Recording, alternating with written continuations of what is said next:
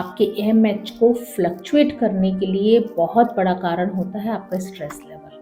अगर आप स्ट्रेसफुल हैं, एएमएच आपका बहुत जल्दी कम होता जाएगा। आप एक बात और ध्यान रखिए कि आपका डाइट, आपका लाइफस्टाइल और आपका मेंटल स्टेटस बहुत ज़्यादा मैटर करता है।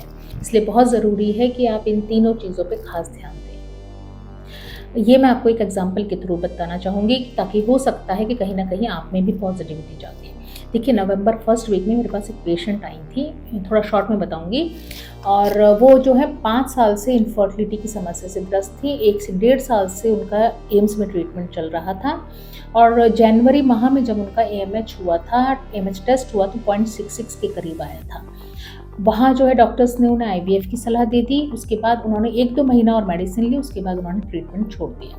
नवंबर में जब वो मेरे पास आई तो मैंने सिर्फ उनकी प्रीवियस रिपोर्ट, जो जनवरी की रिपोर्ट थी, उसके बेसिस पर ही उन्हें मेडिसिन दी, उनकी काउंसलिंग की।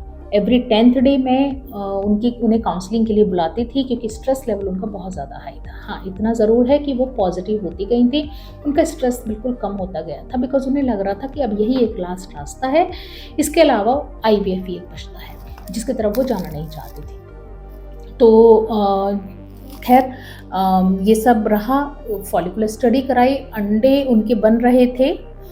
लेकिन सपोजिटली जब चूँकि रिपोर्ट के हिसाब से जो उनका पहले कभी टेस्ट हुआ था एएमएच का, उसके हिसाब से मैं ये मान के चल रही थी कि उनकी अंडों की क्वालिटी बहुत बेटर नहीं रही होगी। उसको इम्प्रूव करने के लिए महीने भर की मेडिसिन भी दी थी और एएमएच को इम्प्रूव करने के लिए मेडिसिन दी थी। उन्होंने ली भी, कुछ पंचकर्मा ट्रीटमेंट भी चला था इस बीच। लेकिन